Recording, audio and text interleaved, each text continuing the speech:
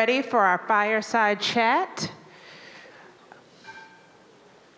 with our moderator, Regina Hairston, who's the CEO of the African American Chamber of Commerce for Pennsylvania, New Jersey, and Delaware. Featured speakers, the Honorable Ras J. Baraka, Mayor of Newark, John Harmon, founder, president, and CEO of the African American Chamber of Commerce of New Jersey, and Adina Bayo, restaurateur, developer, landlord in the city of Newark. Thank you. Thank you, Shoshana. Can you all hear me? So we've had an exciting morning of information, and we are talking about opportunity. So I'm going to take a moment, and I'm going to allow the panel just to give you a brief bio of themselves, and then we're going to jump right into it. For those who have heard me speak, you know, sometimes I like to get real. So that is something we're going to do today, and I know the mayor is okay with that. So if you all will indulge us in that. So I'm going to turn it over here to my partner, who is serving over 80,000 members here in New Jersey. So if you can just introduce yourself. Well, we're delighted to be here today. I want to thank our Honorable Mayor, Ras Baraka, who's the mayor of the largest city in the state of New Jersey, and the president of this university, and my co-laborer, Ms. Harrison. Give them all a round of applause, please. So humbly, for the last 26 years, I've been privileged to serve as the president and CEO of two chambers, initially a regional chamber in Trenton, but in 2007, I founded the African American Chamber of Commerce of the state of New Jersey. And so there's 1.2 million blacks in New Jersey and north of 88,000 black businesses. And over the years, we've worked very hard to position our chamber to be a vanguard for black people in New Jersey.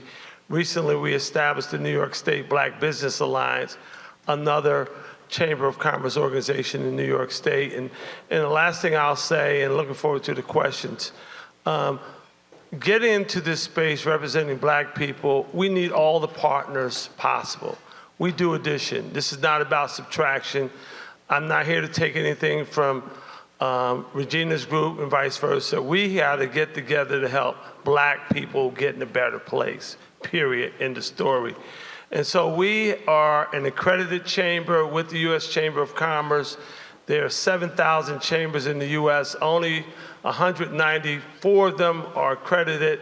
We are one of them, and we're the only accredited chamber in New Jersey out of the 154 chambers. And so we're very proud of that, because we want to make sure that we serve our people with distinction, so our organization is accredited as a distinction, with statewide distinction in New Jersey. So I'll yield back with that to the Honorable Mayor. And thanks for the question. Good morning. I'm the mayor of the city of Newark.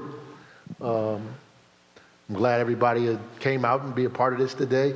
I don't usually say my bio. It almost, it sounds a little narcissistic, but at the end of the day, I've been the mayor here in the city for 9 years, going on my 10th year, 3 terms. Born and raised in the city of Newark. Went to school here in the city of Newark. My best friends and my worst nemesis live in the city of Newark. Most of the things that I get an opportunity to do, look, I got the best job in the world. I get to transform communities that I actually played in and grew up in and saw, in different phases of my childhood. I was a teacher, a principal, and for 20-something years in the city of Newark. Many of these kids I know their relatives, their parents, their brothers, their sisters, and it gives me a thrill to run into people who I, helped as kids when they were kids in school, when they're doing other things in their life or setting them up to be able to do other things in their life. So it's incredible for me. I thank God for the opportunity to do this, to be at the helm of the city in this transformative period, in a time period in America when things are a little chaotic and confusing and even dangerous, to be able to shine a light and raise my voice and do the little bit of things that we could do over here on the other side of the Hudson in Newark and make some noise about things that I think can work when other people are saying it can't work. In Newark, we make these things work by hook or crook. And so I appreciate being a part of all of that for sure. And I look forward to the discussion. Thank you. Hi, I don't know why I'm up here, but okay. When you call, I show up. My name is Adina Bayo, and I am a native of Newark by way of immigration. I came here, escaped the Civil War that was happening in my country, and how the universe would have it, I landed here in 1991. And the best way I can sort of describe my journey is that 50% of your life outcome depends on the zip code that you were born in. And the other 50% of your life outcome depends solely on the generosity of the people that you encounter. And I've been fortunate to benefit greatly from this great city of Newark. From the tender age of 13, when I got here, a 13-year-old girl that could not read, and the generosity of my teachers, the ones that stayed after school, the ones that came in before school started to tutor me and nurture me to make sure that I graduated number 7 in my high school of Weequahic.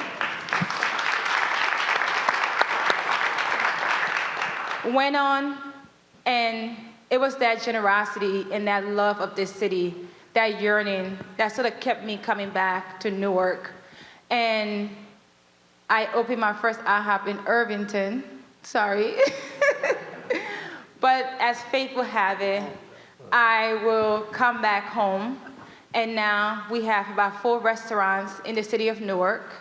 We have Cornbread, Brick City Vegan, 2 IHOPs in Newark, and we are doing affordable housing development.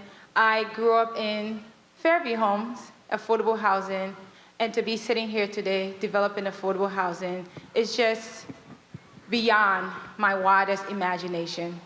But I'm here to have a conversation. Thank you. Thank you. So we're going to jump into the questions. And I just want to say, Adina is up here today because she is an extraordinary person. She has invested in Newark, she has invested in New Jersey, and that is why she's joining the conversation today. I had the opportunity to visit Newark maybe about 2 months ago, and Invest in Newark took us around to a few businesses that had been here for generations, 30 plus years. And the one thing that they all said, we said, well, why have you stayed in Newark? Why do you continue to grow in Newark? And they said, because of community. So my first question is going to go to Mayor Baraka. There's all this buzz about Newark nationally, and we're excited for that. The White House has deemed Newark as a model city, which is a big deal. We've heard you talk about why businesses should come to Newark, but I want to go a little bit deeper. And I want you to talk about how do you reconcile the folks that have been in Newark, the businesses that have been here through all the challenges and the growth as you look to bring in other businesses. How do you see those businesses living in the same environment and moving Newark forward together? That's a great question. I know we've got theme music going on up here. I don't know what's going on with this music right here, but you can hear it? Yeah. I'm about to start dancing. I don't know what's going on. But, you know, one thing that we do in Newark is we constantly try to reach out to local businesses and local folks here through various meetings and opportunities that we have to attach them to our procurement process, to attach them to other people's procurement processes, to identify businesses in Newark that are growing, that want to grow, and bring them in, right? We expand what we do in the city and kind of focus it in on Newark's economy. We, with the help of Newark Alliance and Prudential and Rutgers and the Anchor Collaborative, we created a concept called Hire, Buy, Live, where we try to identify Newark residents to hire in these anchor institutions. We actually set a goal of 2020. We wanted to hire 2020 by the year 2020. We actually surpassed that goal and went to like 3,000 something in 2020, right? Because of the anchors, we all got together and said, this is what we're gonna do. We raised the level of procurement, and procurement meaning the amount of money we spent on local Newark businesses. And collectively, we began to spend money on local businesses so they can grow their balance sheet, so they can hire more folks, so they can expand, so they can survive. And Audible sat up here and told you a lot of the things that they do individually. I went to lunch with Audible one time with their employees, and they gave them these cards that they use for the company to buy goods at Newark businesses during lunchtime, which was amazing to me and very powerful, keeping these businesses moving. This was prior to COVID. This is not even a COVID-related program. This is prior to COVID. So those things were happening, and incentivizing people who chose to come here to work to choose to live here too, right? So if you're gonna be a part of the economy, then you should be a part of all of it. So choose this place and cash your buckets down here. So that kind of culture and philosophy is what we try to create to tell folks that Newark is for Newarkers, right? But also have an open space to allow people to come in and be a part of this economy. Because like I said, Newark is a regional economy. It's not just a citywide economy, though people try to marginalize us. We have a regional economy. In fact, because of Newark, financially the state does better, particularly in COVID and all these other things, because of the port and because of other businesses that are in this region, they do better. We wish people understood that. They invest more in the city. But at the end of the day, we want new businesses and attract businesses to come to our city and be a part of a regional growing economy here outside of New York. Awesome. So let's follow that theme of regionalism, right?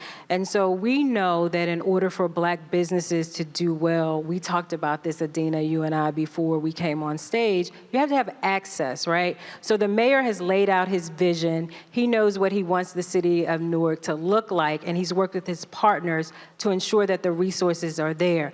Then we need someone to come in and advocate, right? Make sure that businesses have access to the conversations, that they have access to the rooms that they need to be in. So John, President Harmon, this question is for you. When we talk about the region, what is the state of Black business in New Jersey, and how is your organization helping them? Well, that's a great question. I think there's a tale of a couple stories. So let me just give you a little data on Blacks in New Jersey. Although New Jersey is the most diverse state in the country, New Jersey is very segregated. Its school system is very segregated. Our poverty level for Blacks is the highest. Unemployment is the highest. 93% of the businesses are sole proprietorships. Our net worth for Blacks is like $17,000. For whites, it's $322,000. Public contracts, 1% to 3%. 3% on a good day.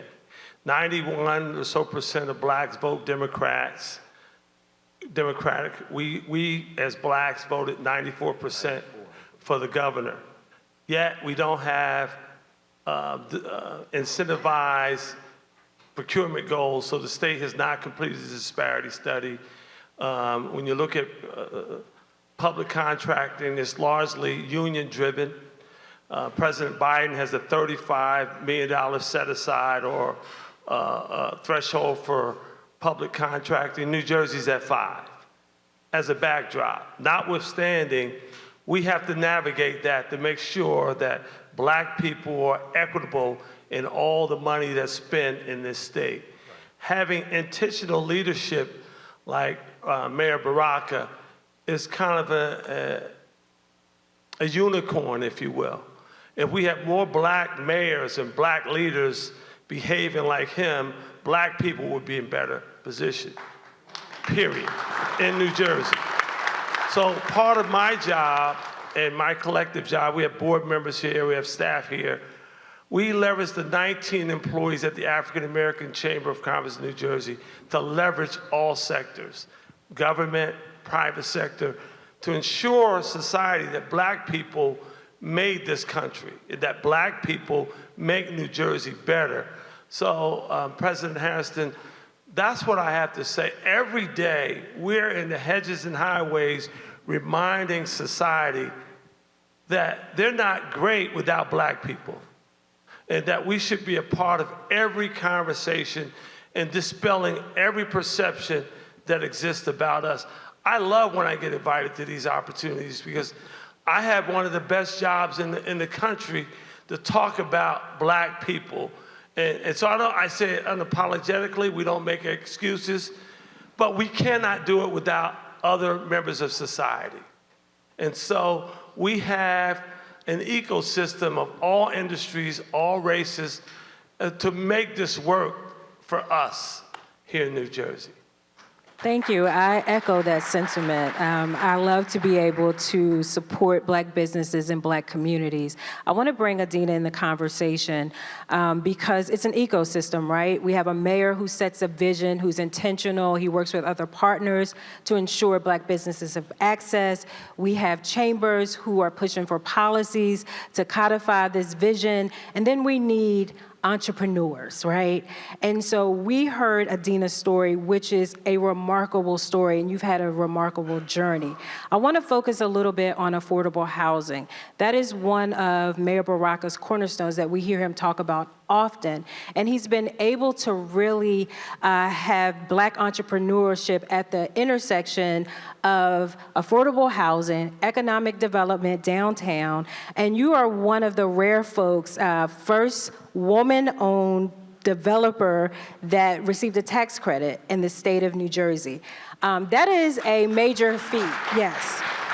When we talk about access to capital and we talk about affordable capital and we talk about bonding, which we're going to come back to because I know you have, I know that you focus on bonding, so we're going to come back to you on that. But I want to give Adina an opportunity to talk about that, how you were able to accomplish that, and what would you offer to other developers that are here in the room when it comes to developing affordable housing here in Newark? So I will lead with this. Oftentimes, when I see or hear or read story about black entrepreneurs, especially female black entrepreneurs, I always say, half that story have not been told. Half of it have not been told. And I think it was 3 years ago, I had a terrible experience. I have been doing real estate development on the affordable side, I think about 12 years now, over 10 years. And I enter into a project, a JV, and I completely got screwed. And if you ask me on your panel, I'm going to be very vulnerable, so excuse me. And when you're in affordable housing, you are really there to make sure that the entitlement, but at the end of the day, the project happens for the community. And this particular project, I got a call from the mayor, and he was pretty upset, and he said to me, one of my cops just applied to your building, and you guys turned her down because she had bad credit. And I was upset because the JV I entered in was one that don't give me voice, doesn't give me a say-so. And I remember just feeling really powerless, calling the partner and saying, I don't know what we need to do, but this cop, that's a single mother of 3, I don't care what her credit look like, she needs to be in that building. And I remember saying to myself, I would do affordable housing where I have the final say. The voice stays with me. And I got on this ambitious goal that I would get my own 9% tax credit. And no woman, black woman, have ever done it before. Because oftentimes we unintentionally create barriers within our systems. And we set limits and things that are unreachable, not because we don't have the willpower or we're not trying. It's just from where we come from, the lack of generational wealth, and the systems that were put in place to make sure that we don't reach those generational wealth is now are the same system we're fighting when we're trying to build something. So I decided I won't do this alone. Yes. I won't do this alone. And I got what I have at my arsenal, which is the community. I don't have money, I don't come from wealth, but what I do have is my community. And I rallied that community, and that community included Evan Wise from Newark Alliance, John Herman from African American Chambers of Commerce, Mayor Rashid Baraka, Allison Ladd, everybody in here that will listen to me. I said, I don't want to partner. I want to do this where I want my own tax credit. And I remember everybody, the early morning calls, and I asked myself, why are you doing this? I think everything you do, what I know now is that whether you're running a restaurant, whether you're building housing, whether you're a politician, whether you are at a bank, if you can somehow turn what you're doing into service for others, that job and that drive is what pushes you. Yes. Yes. And for me, the picture that I kept in my mind is that all of the people that call me, Adina, my sister just got burned out of her apartment. She need a 2-bedroom. Adina, such and such. And I get those calls every day because you know why? I'm reachable. They know me, they know my dad, God, they know my dad. They know my mom. And that, for me, is the driving force. The voice and the decision need to come from me. And that's how I did it. It's the village and the community that got me there. Thank you for that, Adina. Thank you for your story. That was very powerful. Thank you. So there is a reoccurring theme: service, community, and passion, right? And we have to make sure that we are working together to remove barriers. So before I come to you, Mayor Baraka, I want to come back to John because I know he has a program that he works to make sure that contractors have access to bonding. Can you talk to us about that? Yes. We're very solution-focused at the African American Chamber of Commerce of New Jersey.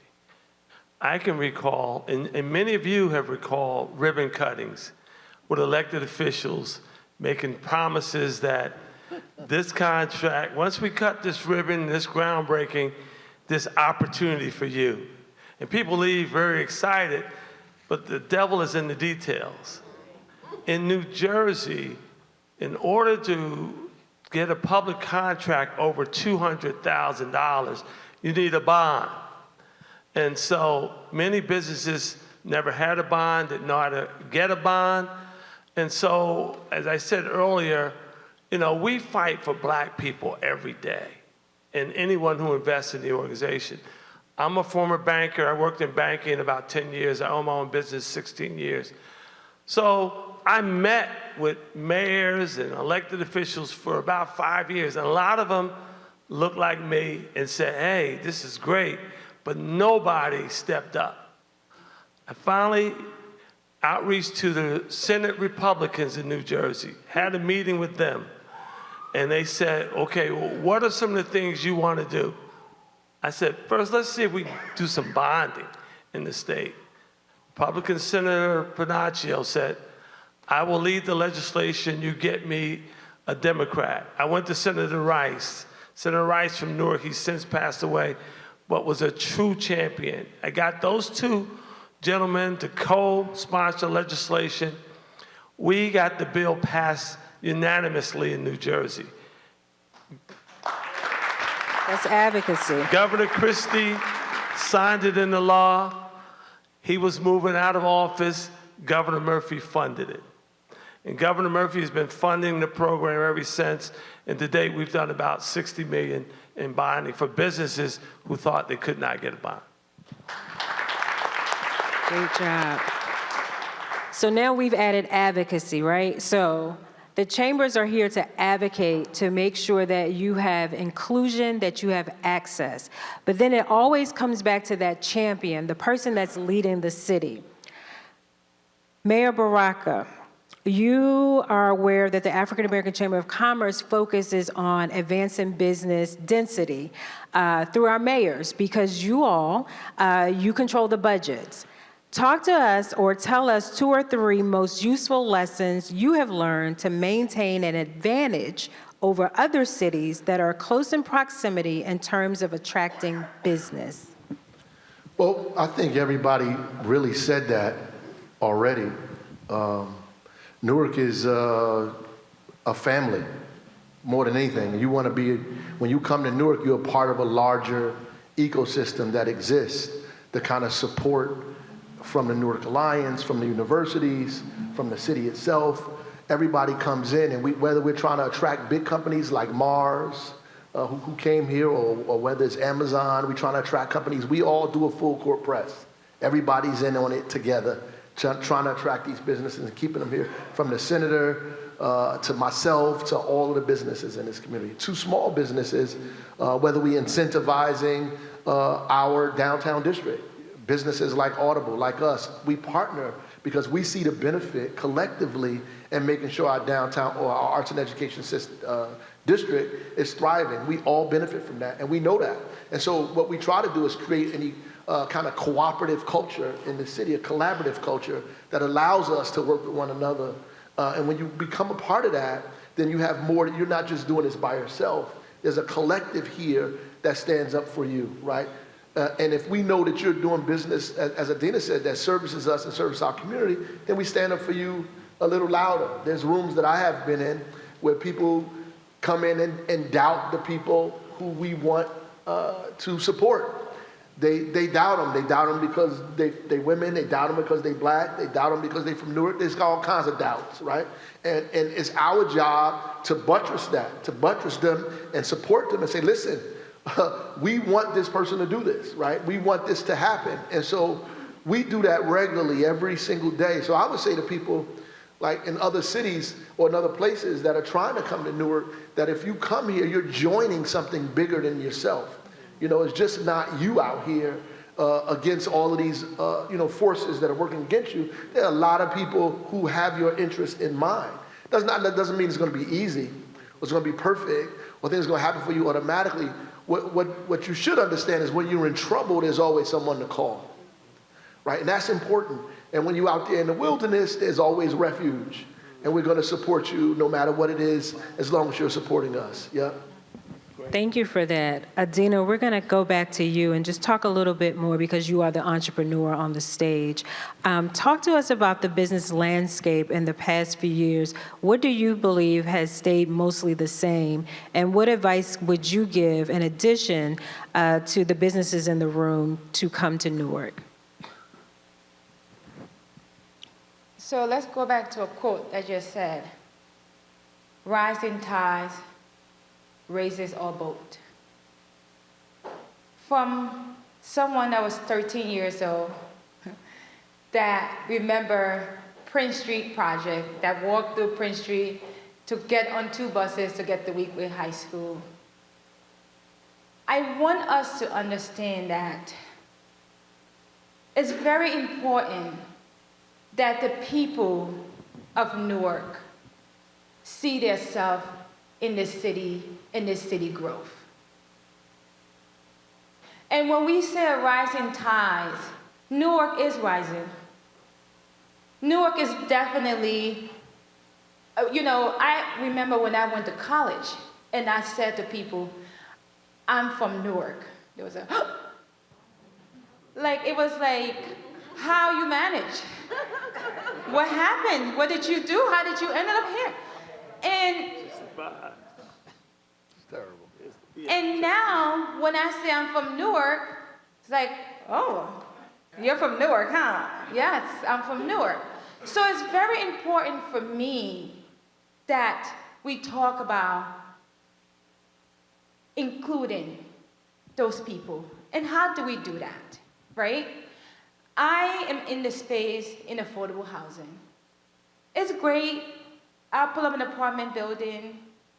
But what I really want to do is how do we create equity for the people of this community? How do we turn government land into public housing but ownership? So we're working right now on, don't laugh at me, but I'm going to say it this way. We're working right now on the largest home ownership project in the city of Newark. You'll clap or you'll laugh at me. We're going to go for our approvals here November, December, and it's 29 units. That's where you laugh, because it's not much, right?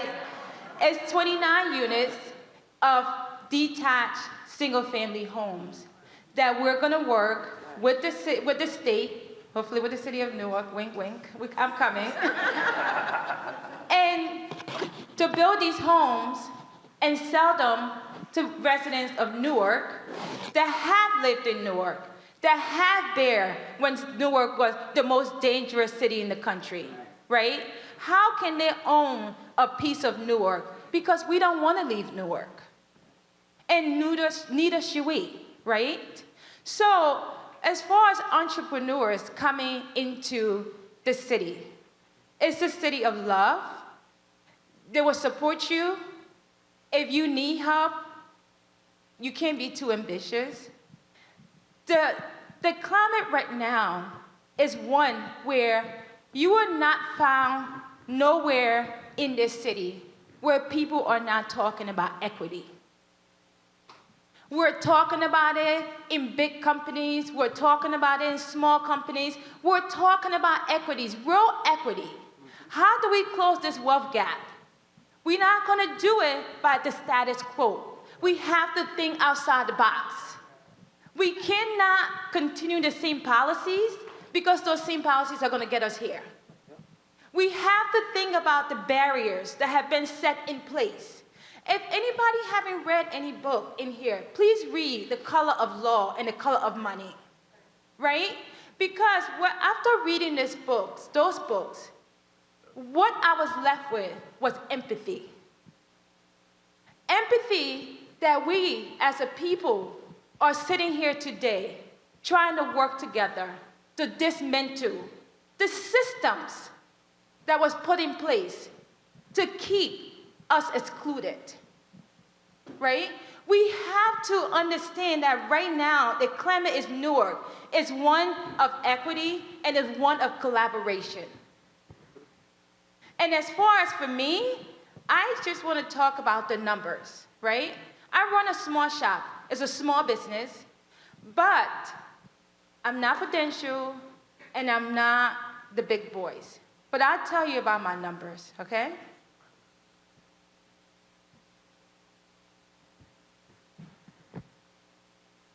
As of today, I told them give me the right number, we employ about 256 people.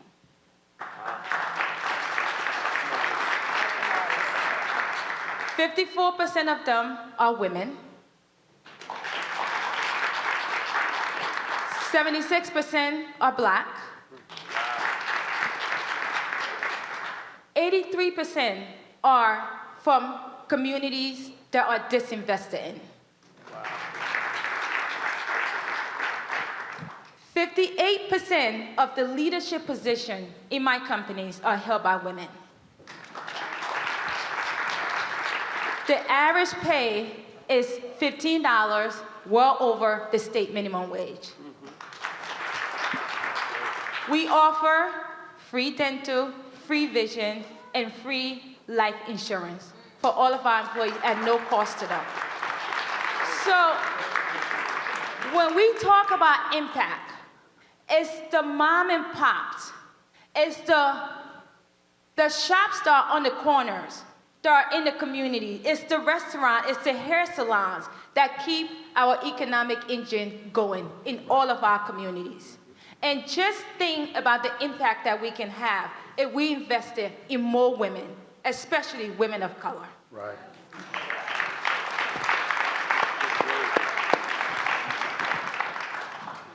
We're going to open up the floor for questions, and then we're going to come back to our panelists. It was absolutely amazing. So when there is intentionality, it can be done.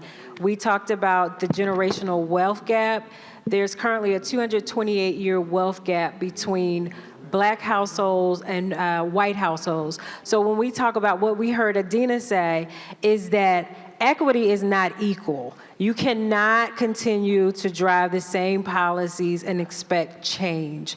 And there's more that we can talk about because Mayor Baraka could tell us all the innovative things he's doing with turning home vouchers into ownership, how he's using Black entrepreneurship, diverse entrepreneurship to build those houses, to help restore those houses. When there's intentionality in leadership, we can see change. So we're going to open it up to our audience for any questions. First question. Hi, good afternoon. My name is Dominique Anderson. I am a product of Newark. Left for a short period of time, but in less than 30 days, my husband and my family were returning to Newark, downtown Newark exactly. I am the founder and executive director of Amazing Strides. Amazing Strides represents individuals, adults 21 and over with developmental and mental health issues in our community. I heard one thing in particular you guys stated about service, and that's what I do. I do service work for those individuals and advocate for them. I'm wondering, I get a lot of pushback, right, because of one, the type of service that we provide, and then two, we provide this service directly through the Department of Human Services with the state of New Jersey. So a lot of that is not, it's not retail, right? We're on the ground running, trying to find out what are the available services for these individuals. I represent a group of individuals who don't have a lot of family members who can advocate for them, so that's our job.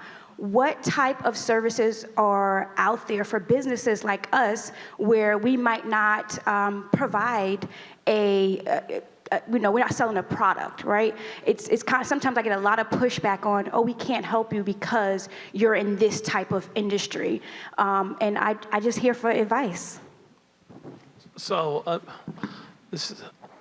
I would like to have a sidebar conversation with you. I have some staff here, but there are a number of agencies. It's all about your ecosystem, right? Who you're connected to in the services you provide. So we could be of assistance with that. We have programs that we run, but some ladies here at the table, we got Mary, Philanda. We can have a sidebar and help you figure that out. But trust me, there are resources and opportunities to help get you to the next level. Yeah, and there's no limitation here in the city about the kind of business that we're trying to help service with either our retail. I know Audible has some restrictions around tech and other things like that, but they've also did a kind of exercise place too as well. But I mean, there's no in the city side, there's no limitation in the kind of businesses that we want to support and help. So I would say, don't think that as a barrier and come to us and see if we can help you. Next question. Tell us your name. Hi, my name is Shanice Fish, and I am trying to bring a Caribbean market experience to Newark. However, I would like to break into real estate development as well, affordable housing on a sustainable side. Last week, I got the opportunity to go to Greenville Conference in Washington, D.C. And I pitched my idea and I told them, you know what, I want this in Newark. I got to hear how all the other states have done it, what they have done, and how it was successful. San Francisco did a great model that I would like to bring here. So my question to Adia, these houses that you're going to develop, have you considered sustainable development for them? Yes, so I think good question, and how I can be helpful. Like we need some sort of Caribbean, yeah. But I'm gonna stay in my soul food lane. But yes, the answer to your question is yes. I think it's important. We're doing a 40 unit right now. It is an absolutely 100% green building. We have no gas going to the building at all. So every apartment, every amenities in the building is 100% electric. And I think part of that is the state effort to make sure that the new buildings that are coming online are at code or above code. And for me, you know, it's a bittersweet right now when the late Sheila Oliver, one of the things that really stood out about our project that won the 9% tax credit was how tech involved the project was, from everything. And when I design, when I build, I don't build from a perspective I'm building affordable housing. I'm building housing that's going to be of service to someone. I want, when a kid grow up in there, that there are no stigma with that kid. I want when his friends come to his house, they're like, oh wow, I want to go to your house. Because one of the things I am doing, and when we are true to affordable housing, two things come out of there. We get thriving children. We get thriving communities. But that don't happen when we close our development off, or we're afraid of the communities that we're developing in. So we're opening up the door. We design a community center that is not just for the building, it's for the community. So meaning people that aren't living in the building can come in there. And one of the things I wanted to mimic was a program that I was in that made me who I am today, was Quest Youth Center. I sit here today as a product of a program that I went to every day after school on Cluster Avenue that told me that if Newark was going to change, and mind you, we're like 16 years old, if Newark was going to change, we were the one that had to change Newark. And I believed it. So I want some kid in that building, and I will have someone in that community room telling them that Newark is going to change because of them. Please make sure you talk to our folks that are here as well. Marcus over there, Randolph, Invest Newark, Allison Ladd. Make sure you, talk to our folks. Yep. Hi, good afternoon, morning. I don't know what time it is. We always run around the clock. My name is Ia Shakoya Carade. I am the CEO and founder of 3 companies, but the one I'm going to talk about is the one that speaks to the 13-year-old Adina. I was that girl. I came to North Carolina when I was 5 years old, to the city of Newark. I was considered what was a latchkey kid that they don't talk about there. There was no such thing as universal child care. Universal child care was soul train on Saturdays while your mom went to work. Karate.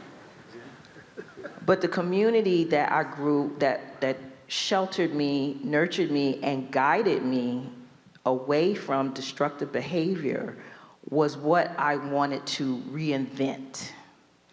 And that came in the form and exists currently in my business, the Athletic Arts Academy, which is a 10,500 square foot Olympic-style gymnastics training center in the city of Orange, hopefully to be in Newark very soon, which is where I was inspired to become a national gymnastics coach and a judging official.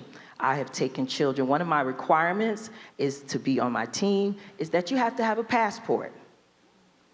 because gymnastics is an Olympic sport, which means that you can go anywhere in the country, and whether you speak the language or not, you can communicate with somebody there.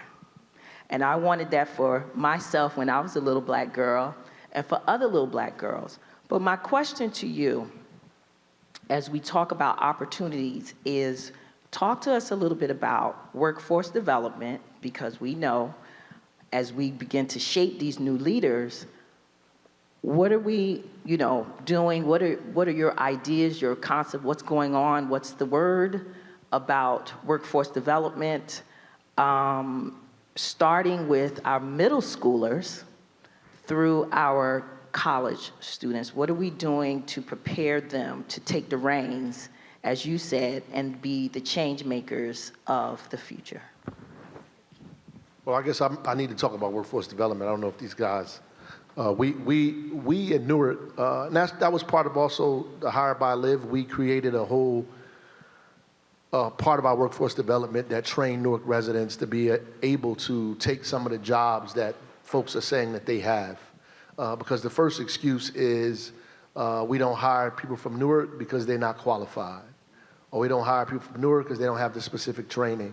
So we kind of talked to the HR folks around here and geared a lot of our training towards the jobs that were available or were becoming available. Our workforce board here in Newark is very robust. They do a lot of training, a lot around, as I said, jobs that are in this region that are mostly available, whether it's construction or tech jobs. Right now, we're training kids on. We actually some of them go to work actually on the what do you call those VR glasses? Or I'm old, I don't know what's going on with that, but they actually work in that space, right? So just our innovation in that area, trying to prepare kids for jobs that are available. We're trying to work to make sure we prepare kids for jobs in the airline industry, for pilots and fixing airplanes and things of that nature. So Karen Gaylord, who is in charge of that area in the city, does an enormous job, in my mind, trying to make sure that we are preparing Newarkers for jobs that are growing in this region. And then we start off with young people. Our workforce for summer employment has grown tremendously to year-round work as well, not just through WIOA dollars. We train folks year-round. We give people employment and opportunity year-round, not just throughout the summer. We hire maybe a little over 3,000 kids in the summertime. When I was working in the summer, we just picked up garbage. I don't know if everybody knew, it was called Speedy. Speedy. We just picked up garbage and cleaned lots. We don't do that anymore. We've decided that that's not going to work for us. We put folks with companies, with the city itself and all of our departments, with the industries that are here in the city to get kids ready. We even have a workforce part that works with the school system, where kids in school are doing the skill trades now in the summertime. And some of those kids who were seniors graduated out of that skills training program and became apprenticeships, an apprenticeship program for larger skills trades, and are working on some of the projects that are in Newark now. So it has a real public-facing kind of role and responsibility. Like, we're not just training people for the sake of training them. We're training them for the jobs that are available. And that's what we're really focusing on. So anybody who has available jobs, we can train people directly to do those jobs. And so I can add on what we're doing in that space. We're doing a lot of stuff. We were fortunate to get $1 million from the state of New Jersey. Philanda Nixon is here, and we stood up our mobile academy. So we're doing coding for kids. We're doing financial literacy and home ownership with families. We're doing leadership programs in high schools to prepare, as the mayor said, a bridge to somewhere, not a bridge to nowhere, preparing kids for jobs of the future. That's just part. We just held a big career fair in Jersey City and one outside of Camden County with Camden County College. We work with our corporations on 4 pillars: board seats, supplier diversity, career opportunities, and corporate citizenship investment in programming in the community. In addition, we just was awarded for the Department of Labor a $500,000 contract to do, and it's very broad-based, families affected by opioids. We work with them on job readiness and career placement. Gene Bowie heads that up. So it's more than just contracts. It's about getting New Jersey in a more competitive place, preparing people for the careers. Gary Mann is over there. He heads up our technology committee. We just did an event around the whole Chat GPT, not just the disruptive nature, but also the career opportunities that exist.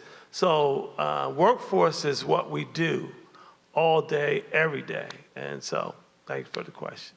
And I'm just going to add on to that for South Jersey and Pennsylvania area.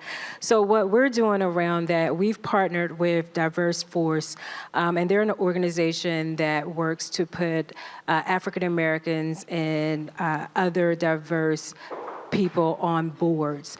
And then what we're doing while they're on the boards is training them to understand leveraging their power and influence on that board to make sure that those organizations, because they have budgets as well, right? So they're driving diversity in procurement and they're hiring and making sure that there are executives in those executive roles that look like us that can make those decisions. We also have some grants through Verizon and Amazon where we're doing training, making sure that our businesses are able to train their workforce in order to fill some of those capacity grants, right? And then we also have a grant with the William Penn Foundation around early childhood education, making sure that those owner-operators are training their staff in order to be sure that we're providing quality education for our young people. Perfect. We have one last question. We'll get final thoughts from our amazing panelists, and then we'll shoot to the next panel. Good afternoon, everyone. Just want to say that how the power of what one person can do can change a destiny. And I just want to say my name is Pat Sanford. I'm the owner of Alexander Perry, Inc. For 31 years, we provide architecture, construction management services. Happy to say that we're building and doing construction management for 8 schools in the Philadelphia School District, one of which I actually went to kindergarten in one of the schools. So we're bringing in heavy mechanical, electrical equipment. And so what I wanted to share with you is I'm also talking to the unions about training younger girls into getting into the construction industry. And just want to know that I have many resources because I come from a major corporate background, and I definitely have investors that I just met in Philadelphia who do affordable housing out of LA, only for Black women. So I definitely want to give you that resource. Thank you. Thank you.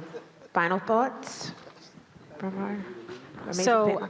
I just want to say Pat touched on something really important. While there's information and there's tables outside that you should stop and get information, you all are the best resource to one another. So make sure you meet one another, you do business with one another once you leave here, and you stay in touch with one another.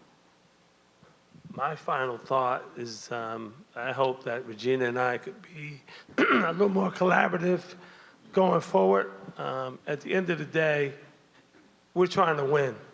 We're trying to win for each other. And there's a lot of adverse perceptions about us as a people, and the mayor touched on it. And part of my job and our organization's job is to dispel those perceptions about who we are and what we represent. We know, it's well documented, we build America. From the light bulbs of Lewis Latimer contributing to Einstein, to Fred McKinley Jones, inventing refrigeration and air conditioning. You know, we go down the line. The blood plasma, Morris Garrett with the traffic lights, gas masks. You all are now deputized today when you leave this room that you will not allow someone to marginalize who we are and what we represent, because they're nothing without us. So that's great. I just want to build off what my brother here, John Harmon, said. I'm an elected official And my job is to fight for more opportunity and democracy, to expand it to as many people as possible. We do that and provide cover fire for folks to do the work. It does not mean that the business that you're in or the things that you're doing is going to be easier. What it does mean is that we give you the opportunity to actually get in the game, right? The opportunity to be in the fight, the opportunity to be recognized, to be seen, to show up. Before you couldn't get in, now we've opened the door so you could come in and participate. Sometimes we get that confused, right?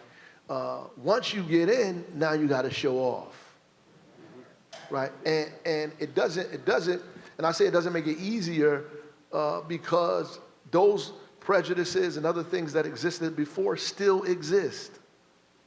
All of those barriers that people put in your way, we move some of them out the way, but there are more. There are even more that once you get inside, there are more that's inside of there. It's like, you got past one part of the level, you're on another level of the game, right? There's more, and your enemies get stronger, right? At the next level, like you playing a game, when you go to level 3, your enemies are stronger in level 3 than they were in level 1. So you can't go to level 3 with the same skill set as you were in level 1. When you get to level 3, you also have to up your powers in level 3 because your enemies are greater in level 3. And that's all that is. And so what we've done is allow you to get to level 3. When you get there, though, you have to show up. And you can't be discouraged. And build off all of the stuff that John talked about as inspiration and encouragement to keep fighting and to keep going. Right? We have these meetings all the time to encourage people. Somebody say, oh, we having meetings, we're just trying to give people inspiration. Yes, that's what we're doing. Like you giving them a pep talk. Yes, we're giving them a pep talk. Like, people, we want people to leave there happy. Absolutely, we want them to be happy. I mean, look, all day long they're being beat down. We want a day that they come to a meeting where they feel like they're part of some force that's greater and bigger than who they are. That's why we say hold the line. We all want to be together. So when I walk out the room, I can feel like I got an army of people with me. I'm just not alone. Because when you go in these fights, you feel like you're alone. And you go home and you want to quit. He said, I ain't doing this no more. This is for the birds, right? But you have to go to these meetings and get the strength again and say, I'm going back and fight tomorrow and the next day and the next day and the next day and the next day, right? That's what we need. And I'm going to end on that, but I'm telling you that because I need you to do that. And the academics amongst us, they make us choose between like W.E.B. Du Bois and Booker T or something, right? But at the end of the day, we need both. Right? We need to fight for democracy and inclusion and justice. We also got a right to have our own stores. If we don't want to go to your school, we got a right to build our own. We got a right to build our own restaurants, the right to have our own bus companies, the right to have all that stuff. And we should have both. By virtue of the fact that we should build our own businesses and build our own stores. But by virtue of the fact that we're citizens, we have the right to have the same things that other Americans have at the same time. So that's it.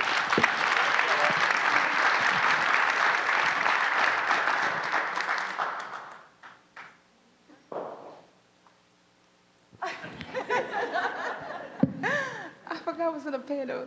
Yes. That was so good. That was so good. It was really good.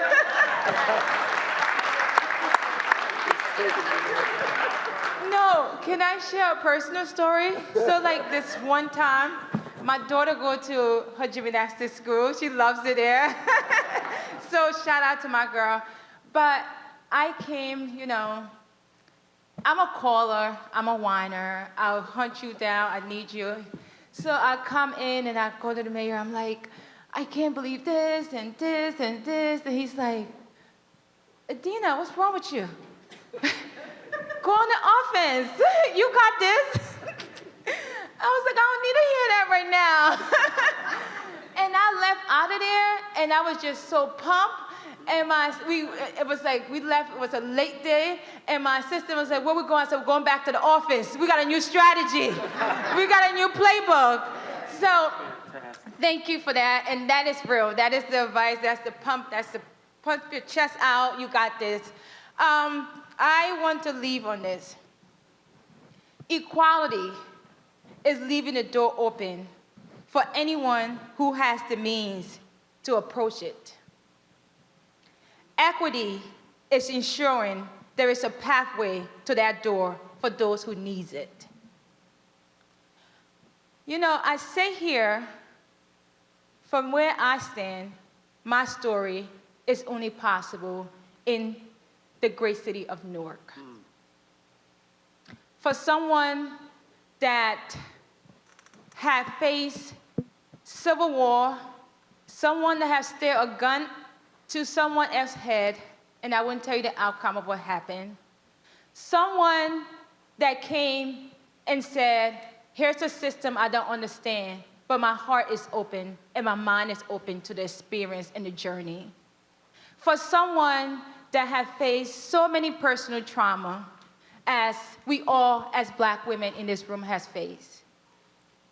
Remember that you stand and you come from a line of women that had no path. They had no path. Madam C.J. Walker had no path. But she left something for us. So when it gets hard and they tell you, you can't do this, you can't do that, first of all, I say, you don't know my community. You don't know the people that stand behind me. You don't know them. So when they tell you you can't do something, you must remind them who you are. And let them know where you from. And say like the kids say, you don't know who the heck I am, okay? You got this. And for all of the sisters in the room here, it gets hard, it gets difficult. But understand your purpose. And know you may bend, but you will never break. Whoa. Okay? And I'll leave it there.